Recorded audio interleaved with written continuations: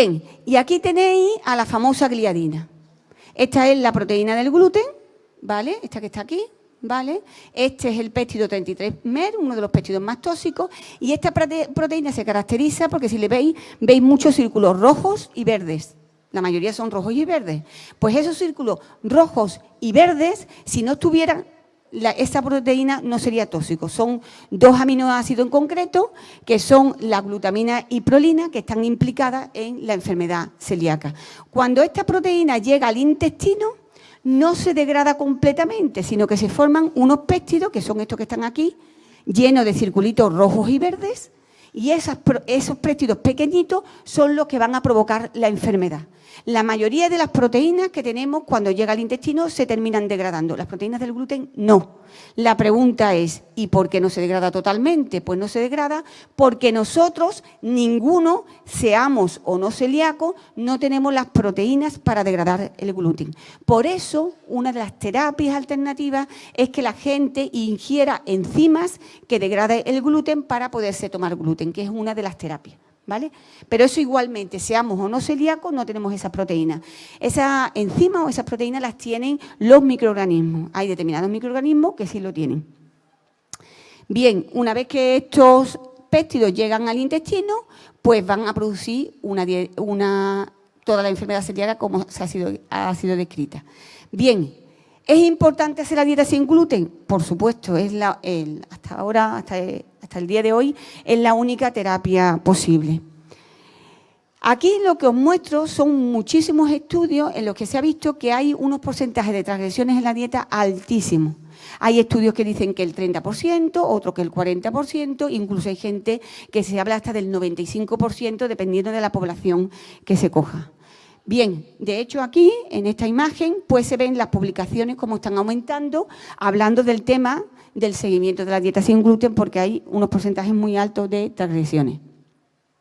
Bien, ¿por qué es importante monitorizar la dieta sin gluten? Yo esta diapositiva la paso rápido porque lo sabéis mejor que yo. En primer lugar, a la hora del diagnóstico, hay mucha gente que cuando se le dice, pues a lo mejor eres celíaco, inmediatamente se deja de tomar el gluten, sin estar diagnosticado, lo cual es un error.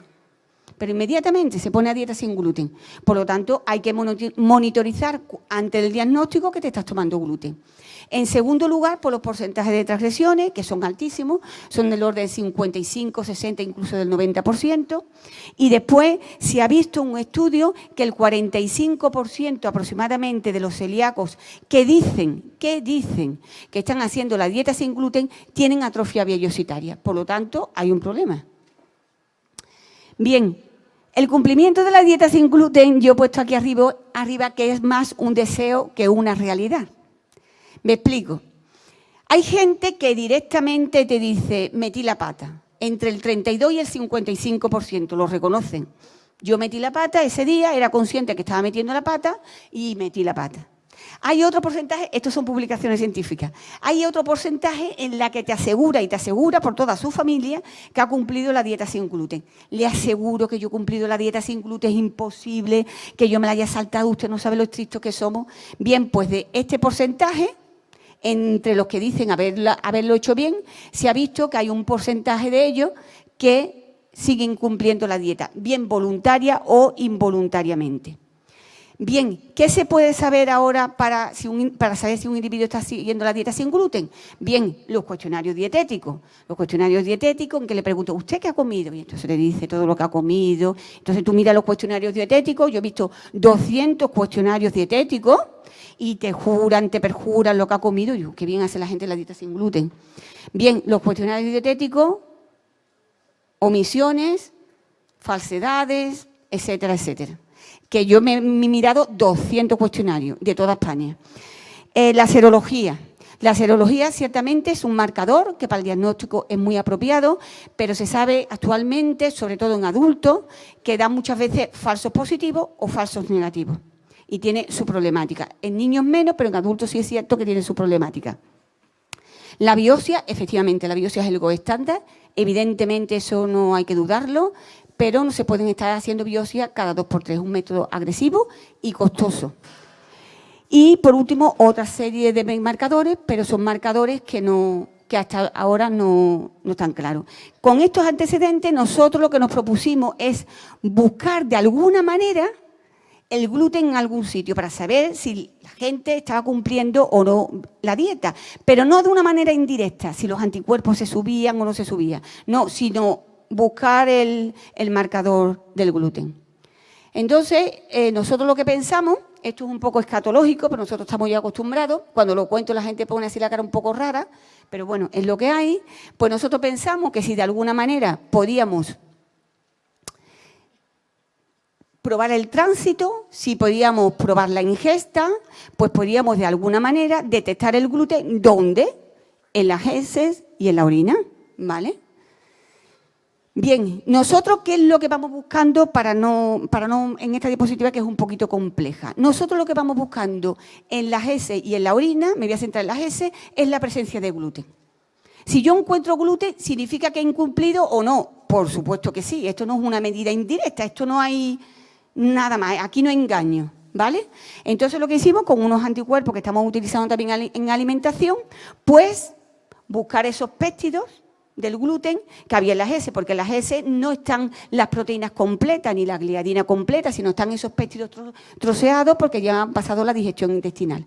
Bien, una cosa que es importante que no he dicho es que no todo el gluten es tóxico, solamente un porcentaje. Y estos anticuerpos que tenemos nosotros, lo que nos buscan son esos péptidos que son tóxicos. Así lo hicimos.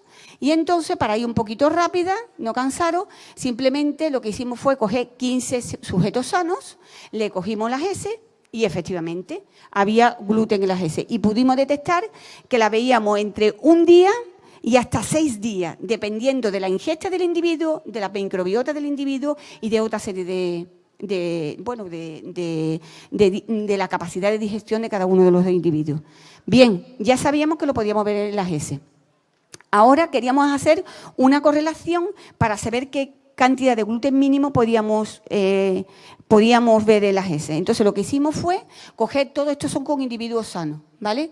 Entonces, comparamos individuos, los pusimos a dieta sin gluten, ¿vale? Entre los que nos incluimos muchos de los que estábamos en el laboratorio, nos pusimos a dieta sin gluten, otros con dieta normal y después otro grupo de individuos que le dimos 9 gramos de gluten y otros 30 gramos de gluten. El gluten que se daba siempre era el mismo. No es que cada uno, es esto lo que tenía la dieta normal. Y entonces lo que comprobamos fue que normalmente la media de gluten, la media más o menos de ingesta de gluten en un individuo normal, más o menos, es 9.000 miligramos de gluten. Dígase, unos 9 gramos de gluten. 9.000 miligramos de gluten es muchísimo gluten.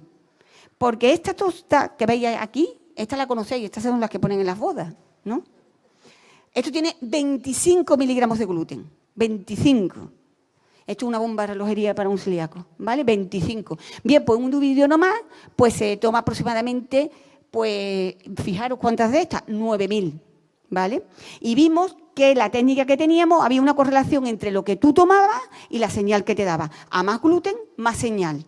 O sea, que aquí no había trampa ni cartón. Esto no solamente era cualitativo, sino que también era cuantitativo. Bien, desarrollamos 2 metodologías, una que era cuantitativa y otra que era con unas tiras inmunocromatográficas parecidas a las del test de embarazo, ¿vale? Metías la tira, tienes un control interno, que es esta línea azul, y la línea roja es indicativo que has consumido gluten. ¿Cuánto? Por las tiras no se sabe, habría que hacer métodos cuantitativos, pero se puede hacer. Bien. ¿Qué hicimos? Siguiente paso. Eso tardamos aproximadamente 2 años en hacerlo, pues nos metimos en un ensayo clínico a nivel de toda España. Esto hemos tardado 4 años en hacerlo, o sea, llevamos 6 para sacar todo esto adelante, que es un proyecto financiado por el Ministerio y en el que estuvieron implicados alrededor de unos 400 celíacos y 13 hospitales de España. Entonces, lo que queríamos hacer es ver realmente, teníamos la técnica y ahora queríamos ver el incumplimiento, a ver cuántos de los celíacos repartidos por España, en Sevilla, en Madrid, en Tarragona, por toda España, que no nos fuéramos a centrar en Sevilla, sino por toda España, cuál era el porcentaje de incumplimiento de la dieta con la técnica que nosotros habíamos desarrollado. Y fijaros lo que vimos. Bueno, estos son los hospitales que están implicados. Vimos lo siguiente. Vamos a ver. todos estos colores que veis aquí son incumplimientos y estos son los que los cumplen, estos son los porcentajes que lo cumplen. Y vimos que los niños entre 0 y 3 años tienen un porcentaje de incumplimiento entre el 12 y el 15%. Significa que de cada 100 niños había 15 que incumplían, entre 0 y 3 años.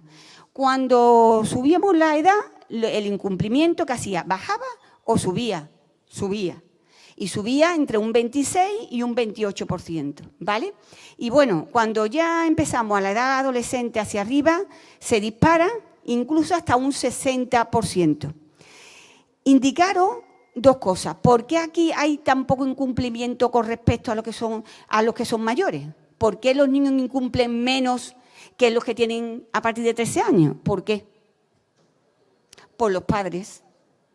Los padres, las madres, en general, padre y madre, que están muy pendientes de los hijos. Entonces los incumplimientos son muchísimo más bajos. Y además el niño tiene menos autonomía. Cuando el niño ya empieza a tener 13 años, ya el niño pues hace un poco más lo que le parece.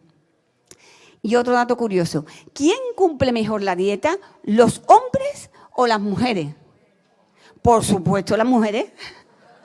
El incumplimiento del hombre es el doble. El doble, 30% del incumplimiento de las mujeres y los hombres el 60%. Bien, ¿se cumple mejor la dieta a medida que llevan más tiempo a dieta sin gluten o se cumple peor? Se cumple peor.